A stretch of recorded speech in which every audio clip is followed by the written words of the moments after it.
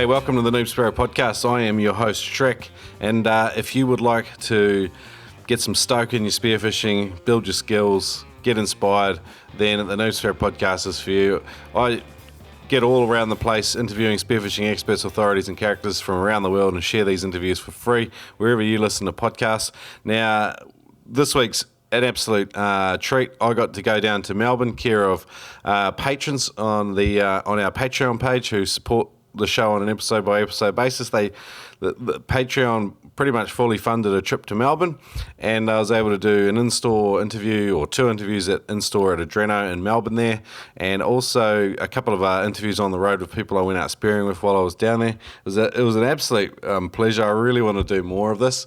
It's a bit of a dream come true, just travelling around chatting with people, and I don't think I killed it, but I had an absolute ton of fun, and it was really good to meet some listeners and get down there in store and do some live interviews. So an absolute pleasure. Thanks to the guys on Patreon for supporting this, and like I said, real pleasure. I want to get out next trip, hopefully New Zealand in February, just penciling in details at the moment, and then possibly a US trip in August next year. That's where I want to go, but I've got to have a look at budgets and all the rest of it. But anyway, there's 3 episodes coming up in the next month and a half or so, and this is the first of them. So this is an introduction to Melbourne Spearfishing, and I had an absolute ball down there. They've got a real champion crew down there. This is a panel interview tonight, so I had on the couch in Adreno there, I had Luke Latham, who's the manager at the local Adreno shop there. I had Sven Franklin, who's the president of the club Spearfish, and I had James Beckan, who I did a full-length interview with, that's also going to come out in the coming weeks. So, and the people there I met were just absolute champions. I really love Melbourne. I got out diving for a full day with James and for a full day with Luke Grownier. So I did a lot of the stuff inside Port Phillip Bay, and then I got out and snuck out for a day outside the bay as well. Now, I unfortunately went down there on a shoulder season. Crayfish, where I was a week too early for crayfish when the season opens. I was a week too late for squid. I was out of season for southern bluefin tuna. The water was too cold for kingies. However, I did shoot a few fish, and I had an absolute ball. Some of the prizes, if you don't manage to get fish in Melbourne, you can always get a feed of scallops, mussels, and oysters, which we did, and went out and spent the evening with James at Eckarts' place with his wife, and they cooked a huge feed for us, so it was an absolute pleasure. Eckarts was a former guest on the show. Go back and I'd encourage you to listen to that one as well. But anyway, tonight's interview is a panel interview with Melbourne. I don't want to muck around too much. Let's hook in. It's a bloody long intro anyway. Cracker interview. Here we go. Let's get into it. Now, I don't know about you, but I love new gear, and spearfishing.com.au have got a huge range, mad flat shipping rate, especially in Australia, and if you use the code NoobSpearo, you not only support us, but you get $20 off every purchase over $200. That's right, pump in the code NoobSpearo at checkout, NOOBSPEARO at spearfishing.com.au, and you will save $20 on every purchase over $200. No brainer. Thanks, Adreno. Welcome to the Spearo podcast. Luke Latham's going to give us a broad introduction to spearfishing in Melbourne. It's cold. The beauty of Victoria spearfishing is there's so many different seasons. It's very diverse. It's not the same year in, year out. So we have cray season kicking off in about a week and a half here on the 16th, and that's going to go for 6 months. So the energetic part of the season is really going to be chasing crays. The kingfish are moving down. They're either over in South Australia or in New South Wales, but as the water warms, they do come down here.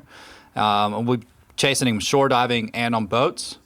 The rest of the time, it's a lot of like hunter-gatherer type of stuff in the bay. It's a lot of shallow diving, 3-4 meters. So we just come through a squid season or a calamari season. It's been really strong for the last, I'd say, month and a half. And it's still on. You kind of have to know where to go and be lucky with it. And it'll kick on probably for another week or two.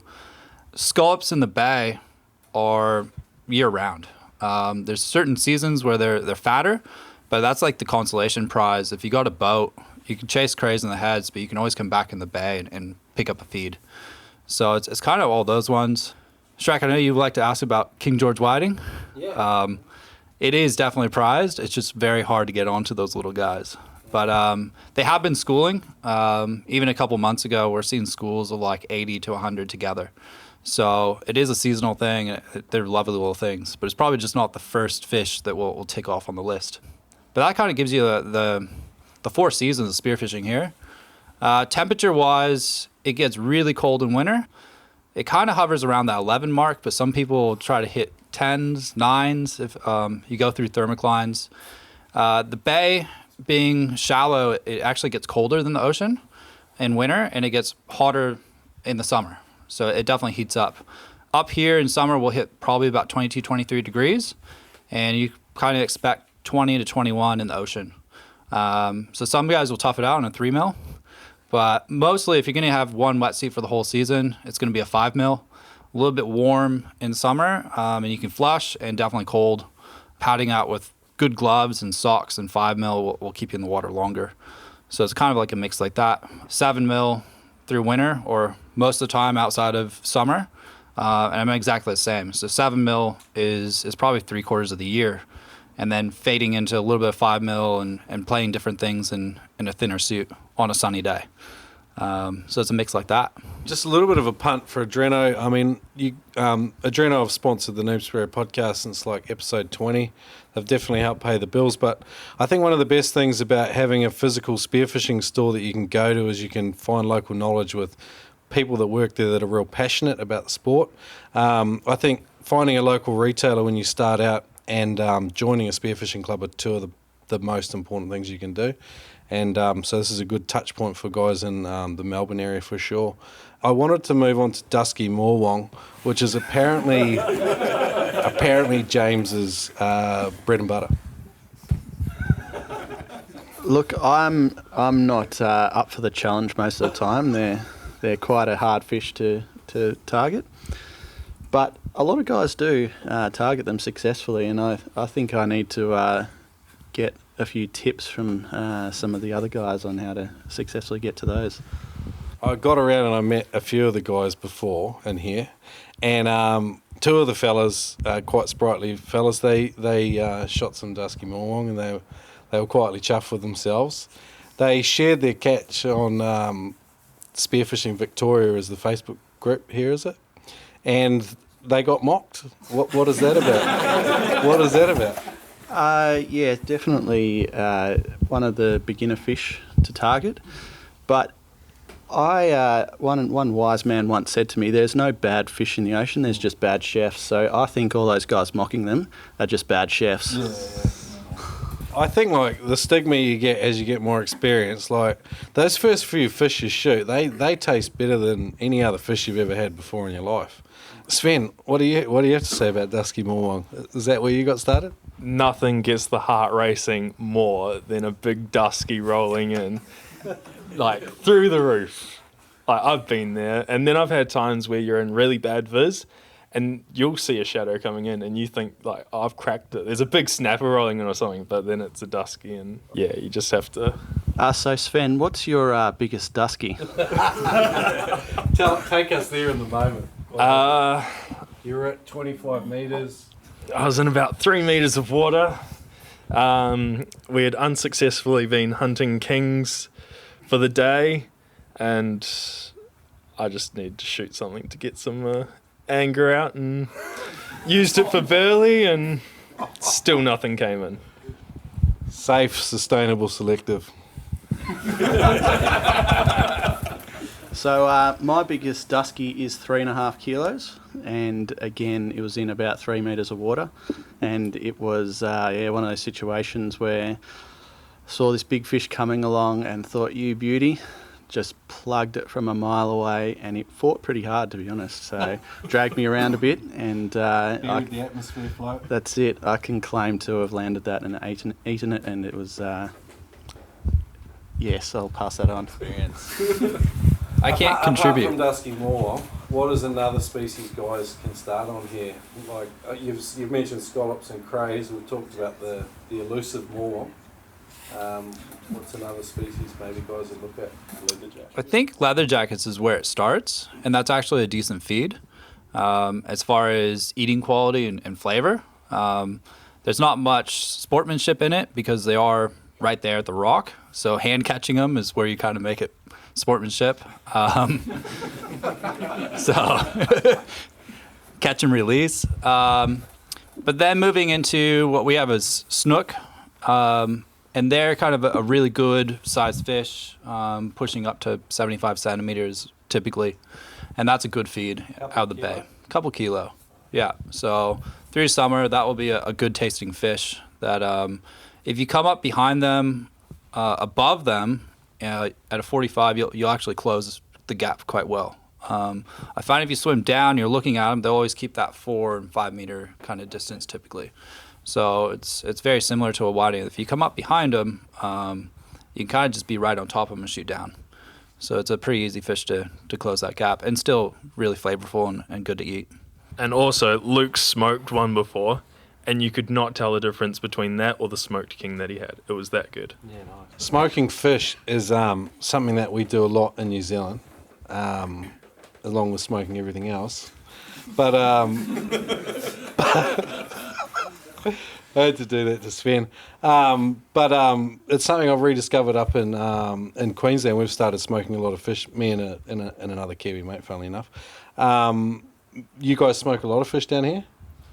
Yeah, I last summer got a big smoker, and I think for 3 weeks straight, Luke and I shot a shit ton of different species and smoked it until we were sick of smoked fish. So, yeah, but like the bluefin smoked, amazing.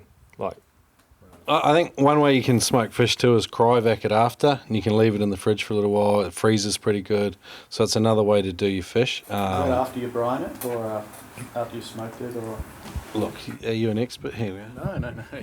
Nah, look, my mate's been doing it, to be honest. I think a lot of guys buy...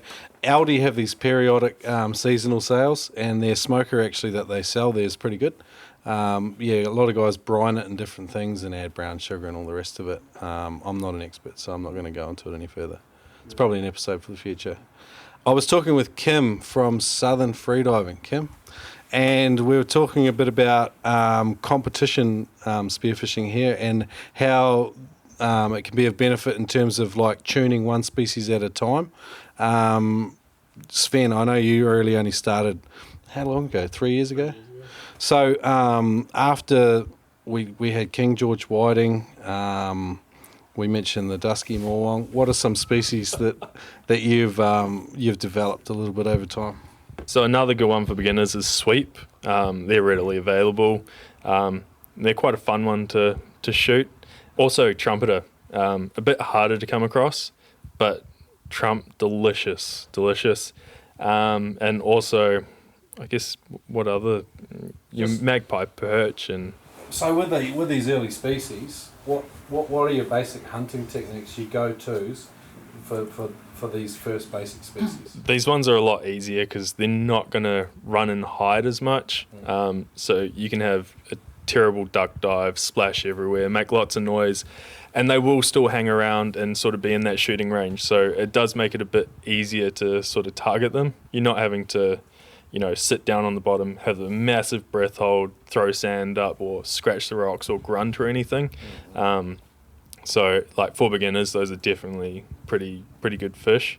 Something that's a little bit more advanced, but it's personally what I find a lot of fun, and I recommend will help finding crayfish is actually looking in holes with a torch and try find some rockling.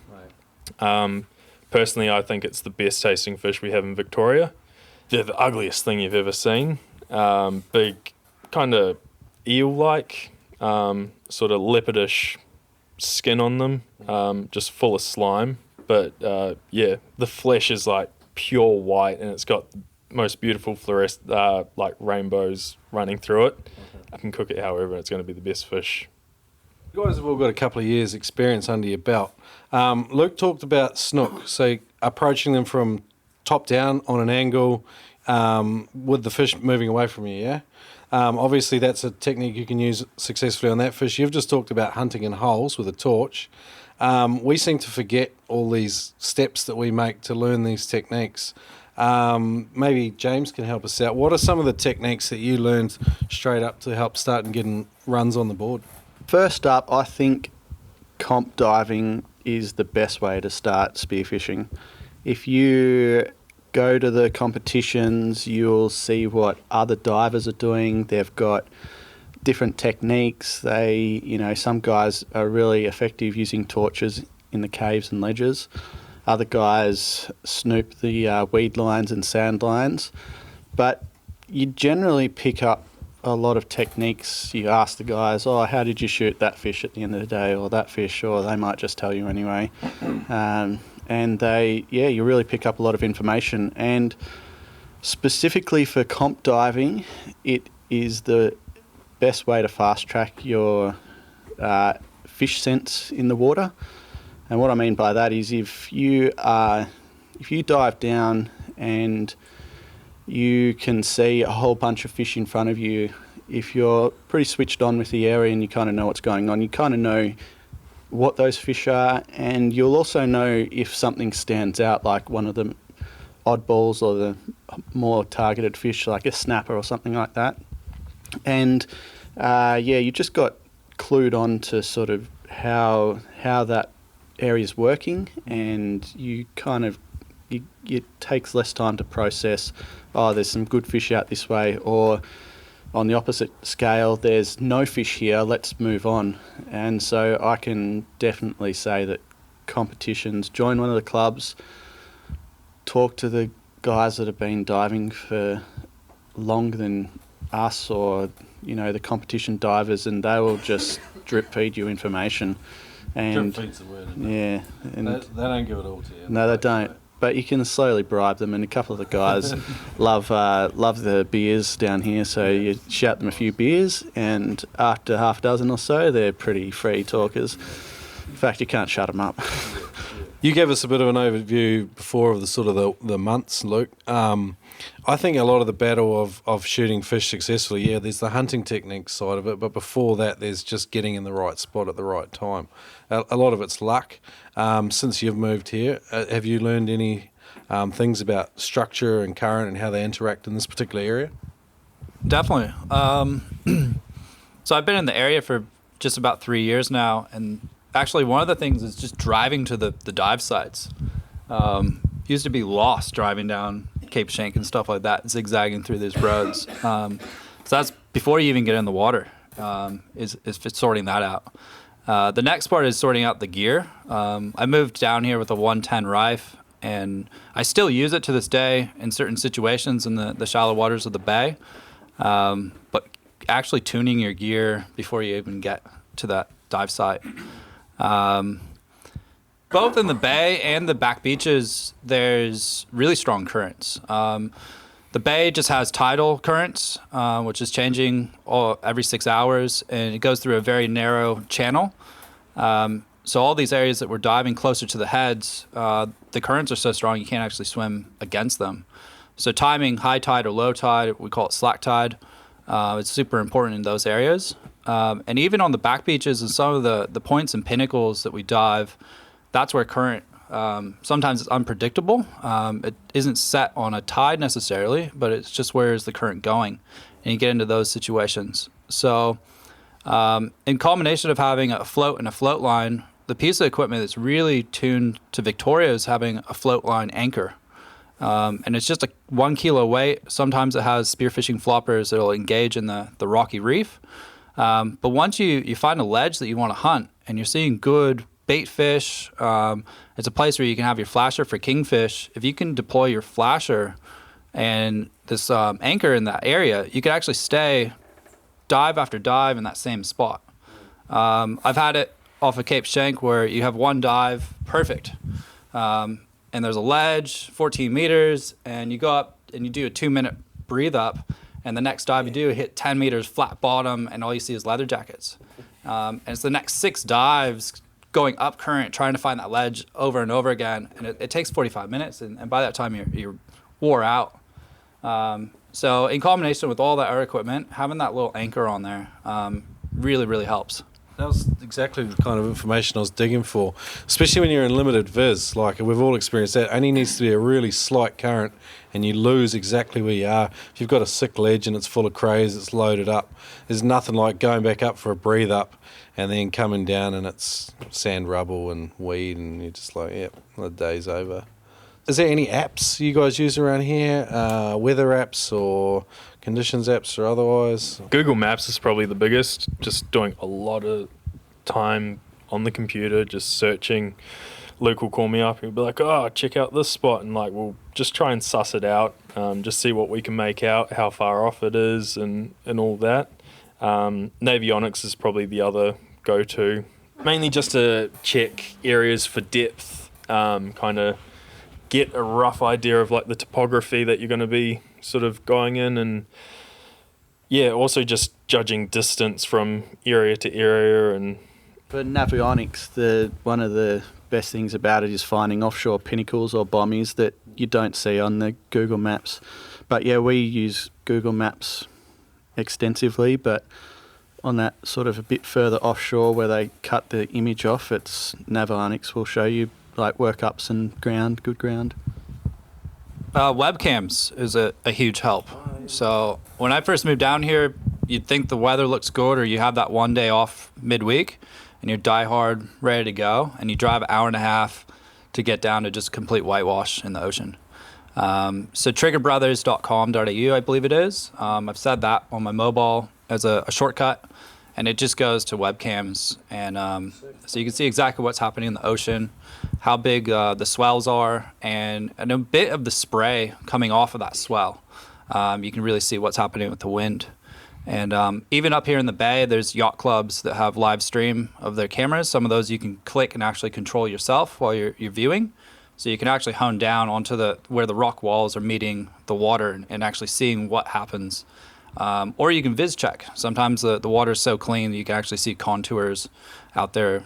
So that really, really helps before you go diving. Weather apps, like everywhere in Australia you go, everyone says different apps. Obviously, BOM provide most of the data. However, some people don't particularly like the way the BOM app renders the data. Like sometimes it's a bit more broad, whereas some of the other apps get a bit more specific, and they can be more useful. They can be used for comparing and contrasting. Have you guys got any apps that you like to use around here? yeah, Windy's become a pretty popular one down here.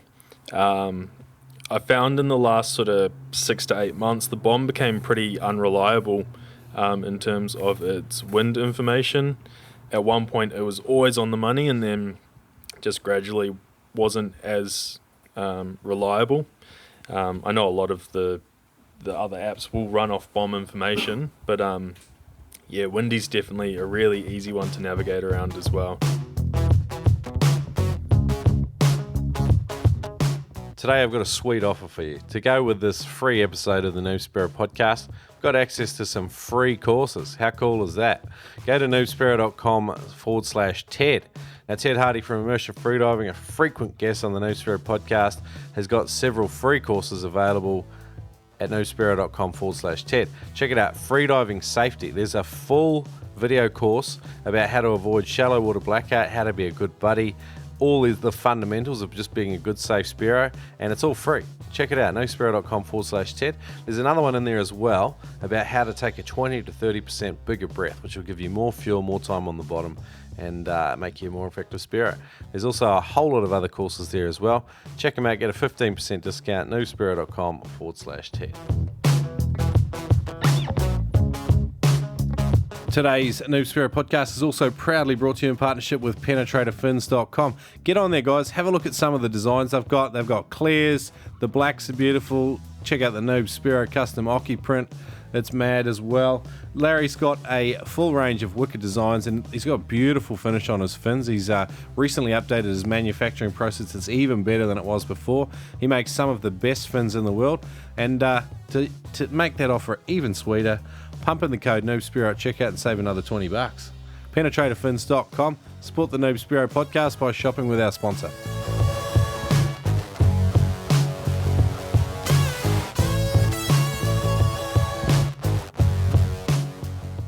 So we've covered weather and conditions. We've gone into species a little bit. What about rules and regs? What websites and competing bits of legislation sort of govern spearfishing in this area? So all the information is on the Victorian Fisheries website. We don't have conflicting zoning like you guys do in Queensland. It's just all one management body and all the information is there. So Victorian Fisheries, they've got an app. It's really simple to use. It has all the information there. It's not the nicest looking app, but it's got everything you need. And yeah, all that information is there. But yeah, we don't have different zonings. We don't have different like crossover managers. Like I know you guys have in the Whitsundays when I went up there and tried to spearfish up there, and it was a nightmare trying to figure out what the 3 different levels of authorities have over that region. There's a reef that I really want to dive. It's in 22 metres of water, and you're only allowed to dive to 15 metres. How the hell do they police that? You know what I mean? Like, sometimes it gets a bit ridiculous. I mean, they're making efforts for a reason, but sometimes it's hard to understand. Anyway, gather your thoughts, gentlemen. If you've got any more comments on spearfishing in Melbourne, I wanted to go to these guys and see if they had any questions about Melbourne spearfishing, Melbourne species. Okay, I'll just repeat your question. Go. That way I don't have to move. Can you tell us the legal requirements for a flag and float in Victoria? Legal requirements for a float and flag in Victoria. I believe that the legal requirements are only around a boat. So you legally have to have a flag and float on a boat when you are diving off a boat. But personal, like a diver, single diver, shore diving on the water, I believe that you don't have to have a flag and float. But I could be wrong. Is it a good idea though? It's a great idea, especially when you're diving in Victoria. But there's also minimum sizes around the floats, the flags on the boats as well. We're going to have to actually figure out what the authority actually says on that. But I believe it's any diver in the ocean needs a dive flag. In Victoria, there is a minimum size limit for a boat flag, and that is different than what goes on our floats when we go spearfishing. But I'm under the impression that any diver offshore, be it the bay or the ocean, needs to have a dive flag. Obviously, the legislation's been put there for a reason to stop people from getting run over by boats, but sometimes it does become ponderous. But you guys in recent times have had a couple of divers run over by boats, yeah? Can you guys elaborate on what actually happened? Because I'm kind of in the dark about it. So it was my understanding that a couple of guys were in pretty shallow water just off the shore. They were just shore diving off one of the popular towns along the coastline.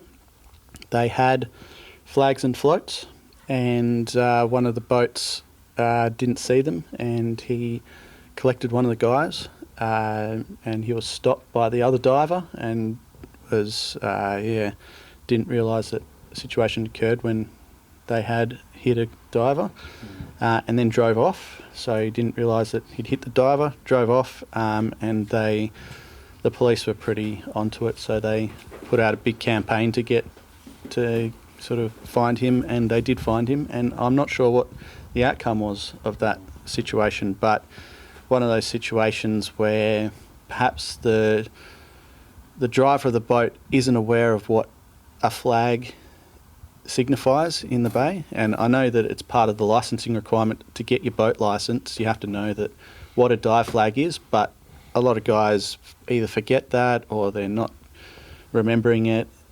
So it's a situation where he perhaps wasn't aware of what that flag was doing, or it could have been a situation where he couldn't see the flag, if he's looking into the glare or if there's chop. I just don't know the specifics of that situation. So yeah, it's an unfortunate situation. I'd love to impress that all divers are aware of their other water users, including swimmers and divers, and it's something that's super unfortunate that's happened, but yeah. It's a bit of a serious topic, but I think it's a compelling reason to make sure everyone has a float and flag, even though sometimes they don't work. On a different note, one of the things I'm sort of intrigued by is you've got a big body of enclosed water here, which in my experience, when I did a lot of scuba diving, sort of often meant that you had a big nursery So like the enclosed water serves as a nursery for a lot of species to grow to mature size before they head out into the open water. Is that how it works along here? Is sometimes in the bay pretty disappointing from a trophy hunting perspective? In comparison of diving Brisbane, Sydney, and then finally down here, our snapper population is amazing. And it really has to do with this shallow water estuary that we have. In contrast, diving off of Bondi and places like that in Sydney, they're on a little bit of sand just on the edges of the beaches, and legislation, you can only spearfish 20 meters onto the sand beach. So down here, you can pretty much go anywhere in the bay and come across snapper. And they may be small, but they're in the hundreds. Hook and line guys are getting them up to 7 kilos, and this is really snapper season. It's just turning on. And there's guys getting fish that are kind of in the 3 kilo mark, which is actually really prized, really good fish. So they're tricky fish. They do come in on burley. They like to stay quite far away from you. So that definitely is a prized fish. But the beauty of it is that there's a lot of them. So you can spend a lot of time in the water with them and learn the little tricks and how to get closer and closer to them. There are a species that a lot of people have tried to figure out. And sometimes it's weird, the people that shoot the big ones. They're not the people you maybe necessarily expect. Any more questions from out there, guys? Any questions about Melbourne spearfishing? Okay, so beginning question, how can we improve our breath hold for spearfishing, Sven? So outside of the water, there's a few good ones to do. The one that I'd probably recommend the most would be doing apnea walks, so holding your breath and walking X amount of paces.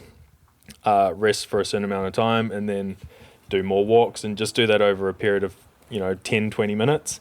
You can even do it up and down flights of stairs if you're working in the city, for instance, and you're walking from your office to somewhere. Just explain to them briefly why that works. It just really helps build up your CO2 tolerance. That's going to be your first and main reason why you're not holding your breath as long. It's just your body's not accustomed to all that CO2 build-up in the lungs and in the bloodstream. So once you normalise that, then you'll start to come through different phases and everything. But as a beginner, it's going to be the best way to see a big increase in your breath hold. Your other way is doing dry statics, so like a static breath hold on the couch or laying on your bed or whatever. But I think you'll probably see more improvement on the apnea walks, purely because in spearfishing we are, you've got the dive down aspect as well as just sitting on the bottom and coming back up. So you're still burning through all that, oxygen, and through all the movement producing more carbon dioxide as well. So you're replicating that more through the walks as opposed to just sitting there and holding your breath. Sven's recently just touched down at 40 metres too, so he's extensively gone through breath hold training. I was going to add, I really like the idea of doing a free dive training group where they understand spearfishing, and you're in a swimming pool and not by yourself, and everyone sort of looks out for each other. Because the swimming pool's a controlled environment, you don't have a spear gun, and you can work on your finning technique, your streamlining. All of these very small things make a huge difference to the amount of time you're able to spend on the bottom. It's not some big magic breathing technique, and it doesn't happen overnight. It's just something you work out over a period of time. And the biggest key to it, you'll hear it again and again, and it literally took me 2.5 years to realise it. Relaxation is the biggest key to having a better breath hold. The more relaxed you can become, the longer you will be able to hold your breath. It's pretty simple, but it takes a long time for that to actually click in. I was going to say, the other thing when I was diving, where I started, it was shallow, like a lot of the Melbourne conditions as well. And when you're diving less than 10 metres, there's a real bad habit you get into where you dive, come up, and don't spend enough time on the surface because you're like, it's only 6-8 metres or whatever. I can do whatever I want. I feel good, I'm diving again. You've only been on the surface for 45 seconds, and yet you're trying to hold a minute or more on the bottom, or whatever the number is, right? Just try and be disciplined about doubling that time on the surface, and that will help you relax as well. There's some great stuff around online. There's heaps of apps. Noob Spearo's, I'll pump Noob Spearo. Noob Spearo's got an article called, I think it's 7 dry training exercises for spearfishing. So there's a bit more in there about the apnea walk and CO2 tables. There's all sorts of stuff you can do. All good? All right, anyway, Kim, you had a question? I've got a question for James. Okay. You said you dive off a jet ski. Do you lose much gear off it? Oh, that was a question from Kim mocking James about losing shitloads of gear off his jet ski. Yeah, so the bulk of my diving is off a jet ski, and I will have laid claim to losing about a $3,000 camera off the back of it. I've lost $600 fins, miscellaneous gear. And yeah, it's been a long learning curve that I have figured out by tying everything down and securing it with some pretty heavy gear. But yeah, we've lost a lot of gear. We continue to lose a lot of gear. Everyone who buys a jet ski knows and has been told by everyone else who has a jet ski, you're going to lose gear, and yet we all still lose gear off it. It's just one of those things. Tell you what, can you send me a picture of your jet ski fully rigged up with everything tied down, maybe from a couple of angles? I'll put it in today's show notes. It'll be noobspearo.com/Melbourne, and then people can come and have a look at your travesty of a spearfishing vehicle. All right, that good question, Kim. G'day, man. Got 2 questions. So one is relating to the jet ski. So my friend has one, but we're having trouble with the anchor and anchoring in sand. I just wanted to know what anchor you use, and also if you might consider using 2 anchors if the first anchor wouldn't anchor down. Okay, jet ski anchor question. So I use a 1 kilo anchor. It's just like a sand anchor. It's plastic, and I've got about 3.5 metres of chain. I wish it had about 4.5 to 5 metres of chain on it. And then I've got a 50 metre anchor line, which is about 18 mil rope on that. I use a mooring line attached to the front of the jet ski to moor onto that anchor rope, so it's easy to pull on from the jet ski itself. I've had my jet ski, the only times I've had it break anchor was when I was anchoring in 25 metres of water in 30 to 35 knot winds, and it broke anchor, but after about 10 minutes, so you just have to go swim after it and collect it and try and re-anchor. But every other time it's fine. Also, just my other question was, I've been trying to look for squid, so what kind of terrain would you go shoot squid in? So the question was trying to locate squid and get onto squid in Victoria. So right now we're probably towards the end of the squid season, but it's probably still on. It comes in waves. There's like a week or 2 weeks at a time when they're really hot and you'll get onto them, and then it'll go cold for a week or 2 and then come back on. So you never really know when it's finished until we kind of keep looking, and that 2 weeks off is 3 weeks off or 4 weeks off, and we just go searching other places. Do you have any idea what triggers the waves? Wouldn't have a clue. Any Probably suspicions? Probably the amount of time that we're in the water. Like, they're generally more there when we're there, and you know, if we've got a week or 2 off, we can't see them, and we're like, oh no, they're not there. But I don't know specifically, but they definitely come in waves, and they're thick in places for a week or 2. What places? What does the ground look like? So I've caught squid all over Victoria, from inside the bays through to outside in the ocean. For spearing them, I'm generally spearing them in 3 to 5 metres of water. And I'm looking for weed patches or broken rubble where they might be holding out. There's two techniques I use to catch squid. Firstly, I look for the squid eggs. They're coming in to breed into the shallow. You find the squid eggs, you might see them around, or they might be sort of like a week or 2 or a month old, so they're not there, so you need to keep searching for newer ones. The other technique is to use a flasher, like a kingfish flasher, or like a Spanish mackerel flasher, something shiny in the water, and they'll come in and they'll go for that, so you can shoot them off the back of that. But typically the best ground that I can tell you to search is the southern Port Phillip Bay, Queens Cliff, Portsea through to Rye. That's sort of the better area. Also Flinders and Western Port. But honestly, they get them all throughout Victoria, and I've shot them ocean side, bay side, top of the bay, bottom of the bay, east side, west side. They're pretty much everywhere. But yeah. He's a cowboy. He just shoots everything everywhere. Next question. For someone who is going after the cray for the first time, what are some of the tips and tricks you will give in terms of locating the first location? I'm going to hand this one off to Luke. Did you catch your first cray here? I think I was catching crays in California, actually, before moving over to Australia. Lobster, spiny crays in Crays. It comes down to a few key pieces of equipment. First off, we're using a small torch so we can look in caves and holes. It's very rare that you'll ever see feelers or any part of the cray from the surface. So we're actually going down and looking maybe a meter or around a corner into a cave. And the purpose of the torch is just faster, that your eyes don't have to adjust, and they do light up. They're orange and kind of reddish and yellow color. So it makes that very easy. The second part is really good gloves.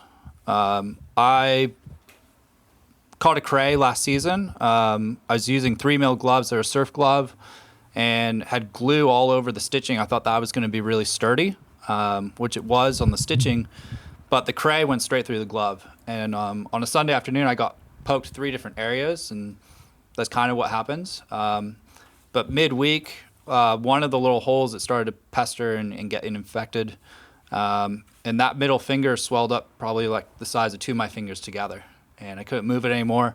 That wasn't from the crayfish, though. Gotta wash your hands. Well, that's the thing, is it wasn't from the cray, but the little hole was there. But it was a bacterial infection. Stop using one part, bro. So, bring it. But good gloves. So I'm using thicker gloves now. Some guys were like real thin gloves where it's more delicate and you can actually feel the cray better. But you definitely need a good gloves where you're not hesitant. You can go full on and grab the cray and get poked and all that type of stuff, and not be afraid of it. There is different types of grass and things on rocks that I think the seagrass, I think crays are with it. And also the types of holes. If it's a hole so big that you can easily swim into, you probably won't find crays in it. So the holes are a little bit more difficult to get into. And I see that cracks running, I guess, parallel to the beach, and actually where the waves and the current aren't smashing it as much.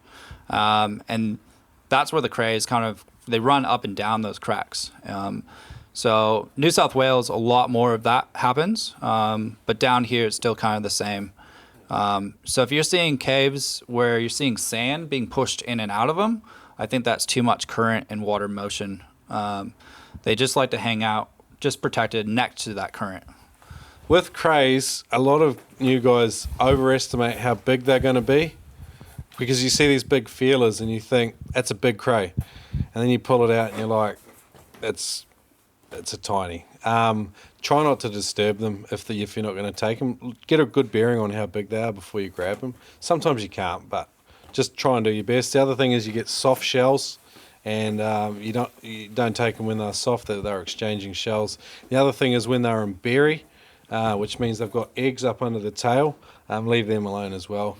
Ethics around crayfish is pretty important. Kimmy Werner actually taught an awesome thing on the podcast. She said when you find a good cray hole, that cray hole might be good for 5 years. Like, it'll be full every year you go back if you don't take them all, But she said not to leave broken feelers and legs in the hole, because then they won't go back there. I don't know how true it is here in Australia, but in a Hawaiian context it worked. And I've sort of stuck to that ever since, because I thought that, like, if it's a good sheltered hole, you want to preserve that for them, so you've got an ongoing source of crayfish. And you break legs and you break feelers when you start. It's almost guaranteed. Sven, have you got a war story with crays? Oh, I've been pretty lucky with some of them. I've come across my best and biggest crays sitting out in the open, sitting on some grass, and I've also dropped them at the surface because you're not holding on to them tight enough. So good piece of advice is when you've got it, just give it the death grip, because all they have to do is just kick with that tail and they're gone. They're back in another hole. That's another hour and a half you're spending just trying to get that one thing back out. So, Or like when Luke was saying, when you've got thin gloves and you've grabbed it and then it moves and a spine goes into your skin and you let it go. yeah. That's a prick. And then with the bigger ones, they'll also try to reach behind, and they can't, when they're bigger, they can reach behind, and they'll really just try to get a grip on any of your fingers, and they'll just try and break those fingers, because you got to remember that thing's trying to survive for its life, so it doesn't care if it's going to hurt you. So yeah. Any more crayfish question, man? Did you have any more? Thank you. Nah, cool. Who else?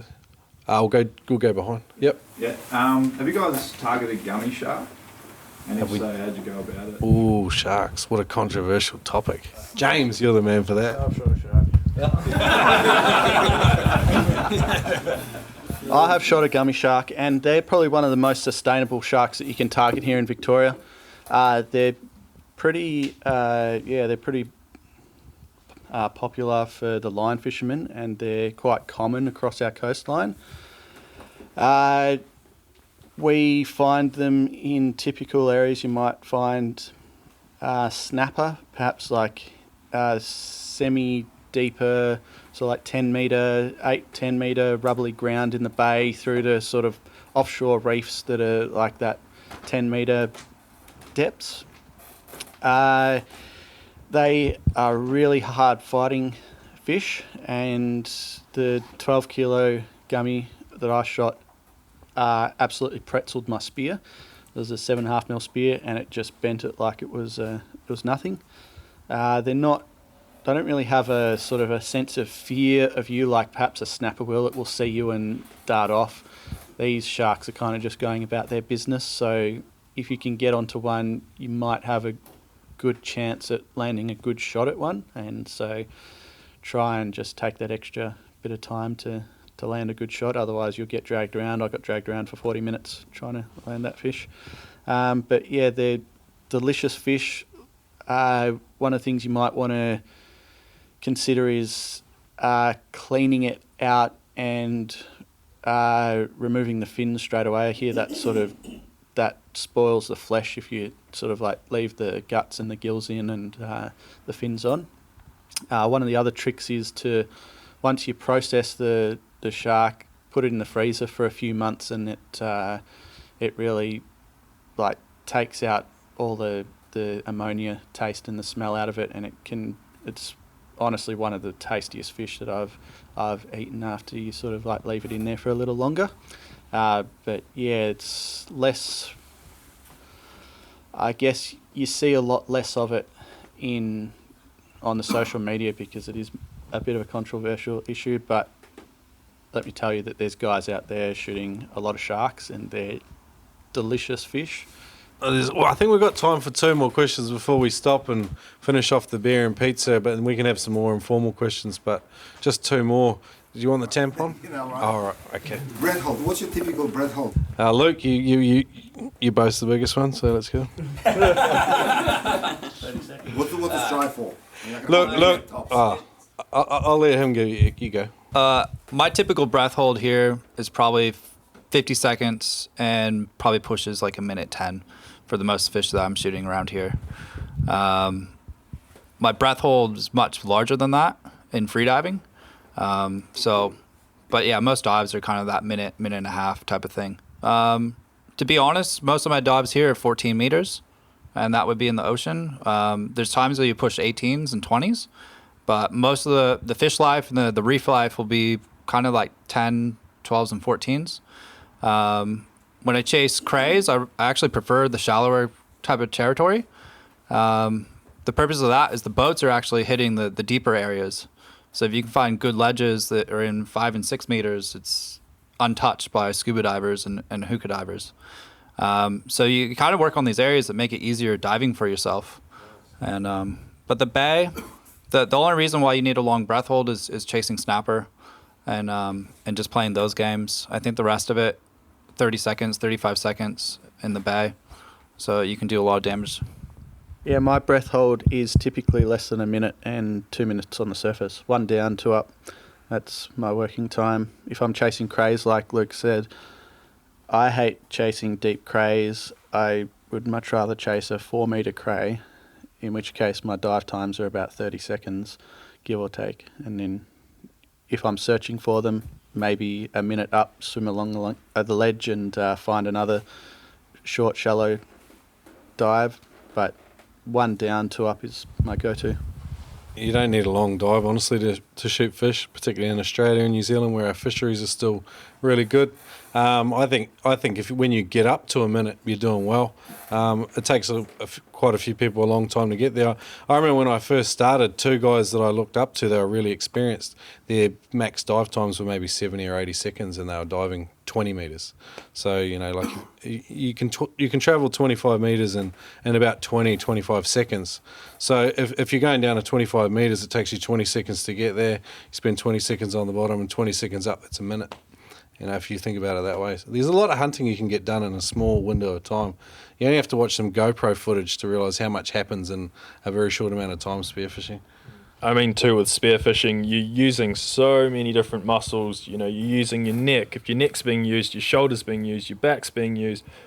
Every single time a muscle's being used, it's burning up oxygen, right? So when you're looking around for fish, you're burning through so much oxygen. Your breath holds will be a lot shorter when you are spearfishing, and your mind's so active, that's burning through oxygen. So, a minute down here in Victoria, you're laughing. Like, you'll be able to get everything. I mean, my dive time's generally 45 seconds to a minute. I'm not really pushing more, but if I had to, I can, do a 2.5 minute breath hold at 20 metres, but, you don't need to do that sort of diving down here in Victoria. I was going to say, he was talking about all the muscles we use. Mostly James just uses his fingers, trigger muscles, That's about it. No, I reckon we got time for one more, guys, and then we'll have some more just informally when we have some beers and stuff, if you like. Is there any last question? Any tips and tricks for getting kingfish off the shore? We've done a couple of unsuccessful trips and would like to do a successful one. Actually, Sven's recently been having some success with the old kingies. You'd be surprised where they turn up. I've been on shore dives around Victoria, and they will just rush you out of nowhere. So sometimes it's literally just being in the right place at the right time. Sometimes it's 10 trips out with one time that's successful. You really just have to put your work in. Shore diving, a really great place for that's off Cape Shank. Just make sure your equipment's up to scratch because the current runs there. Make sure you're fit enough for it. Like Luke said, if you've got a drop anchor, that'll really help heaps. Make sure your fins are good enough to propel you through the water. So, using more like a composite or a carbon's really going to help versus using a plastic blade. Generally shore diving, most people will try and target them either at Cape Shank or off Phillip Island. I think one of the hardest things with spearfishing is calming down when excitement's just blowing you away, because when you're down and all of a sudden kingfish come out of nowhere, there's not a spearfisherman alive that you don't get a rush. It's controlling that feeling and just slowing down a little bit. As an indication, last season I spent 8 dives hunting kings in the early season before I shot one in January. I then spent another 8 dives seeing them but not shooting them, and then I got 3 more in April after that. So it's hard work. Go to New Zealand, get it under the belt. And just quickly, learn how to actually play a kingfish. Look up Luke Potts' how-to video. That helps a lot. Because the first one that I shot when I was on a shore dive, I was in 5 metres of water. It was nowhere you'd expect them to be. The thing would have been easy, metre to 1.10 meters. The shot was fine. It's just I got so excited I tried to rip that thing right up into my hands and it pulled straight through the fish and they were gone. They weren't coming back. So if you really learn how to play the fish properly, even with a poor shot, you can still land them. Yeah, that's How to Spearfish on Vimeo, and I think you can use the Noob Spearo code and save some cash on that one. There's 2 club presidents here tonight. We've got Kim from Southern Freediving. So if you're interested in joining a spearfishing club, go and see that man. Or Sven is the president of Club Spearfish. Both clubs sound pretty good. I'm quite envious because where I am, there's the Tweed, which is like an hour away, and we've got another one that's forming an hour north. But if there was one local, I'd be in it. Hope you enjoyed today's interview. I sort of warmed up as the night went on down there in Melbourne, and the boys just they've got info for days. It's an absolute cracker of a place to visit and just head down for a spearing holiday. And you know, Melbourne's a beautiful place. The food's awesome as well. 3 clubs you can join in Melbourne were the Geelong Freedivers, obviously Club Spearfish with Sven there, and the Southern Freedivers. Now, 3 fantastic clubs in such an area, such a small area. You're pretty spoilt for choice, and the people down there are a great bunch. And what a place to learn spearing. The water's cold. And it's not as dirty as they say though. I was surprised. Like maybe I fluked it and got some good conditions, but it was pretty good. I really enjoyed myself in a 5mm wetsuit. Anyway, in the next fortnight, that's 2 weeks by the way, we are off to chat with James Beckan and learn all about how to tune southern bluefin tuna, which is a real awesome fish to get onto when they're running. And the South Australian guys have had them for a few years. The Melbourne guys are only really just starting to figure them out. And James has got a ton of info in this interview. If you're interested in chasing big fish and all you've done is chase reefies, then this is a really good interview to listen to. So I'd encourage you to come back in 2 weeks and listen to James Beckan chat southern bluefin tuna. Catch ya. See you then.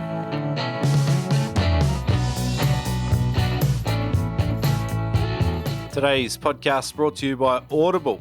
Now, you can check out Audible. It's basically audiobooks. So if you like the Noob Spearo podcast, you're probably going to like listening to a book. So go to audibletrial.com/Noob Spearo to get a free audiobook download and a free 30-day trial. Now, some of the audiobooks that Turbo and I both like are the 4-Hour series by Tim Ferriss. There's the 4-Hour Body, 4-Hour Workweek, the 4-Hour Shift. They're all good.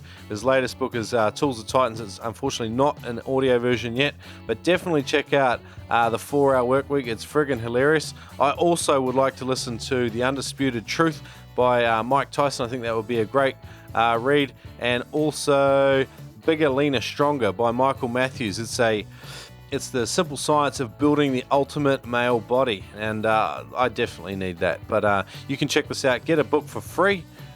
Just pump in audibletrial.com/Noob Spearo. Give it a blast. Check it out. Support the Noob Spearo podcast.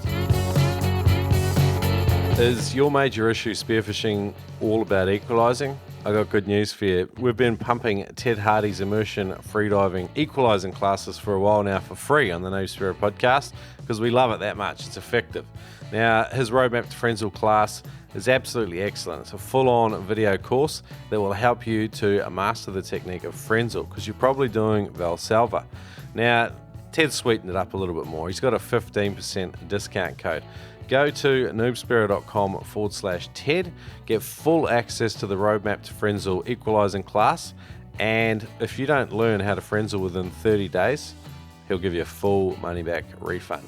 Now, everyone wants to get beyond that 15 to 40 foot mark, that 5 to 10 metre mark, and you don't want to be going upright to have to equalise. So you need to learn the Frenzel equalising technique, and the best way to do that is spend a little bit of time doing Ted Hardy's course. Come to noobspearo.com/Ted, get a 15% discount.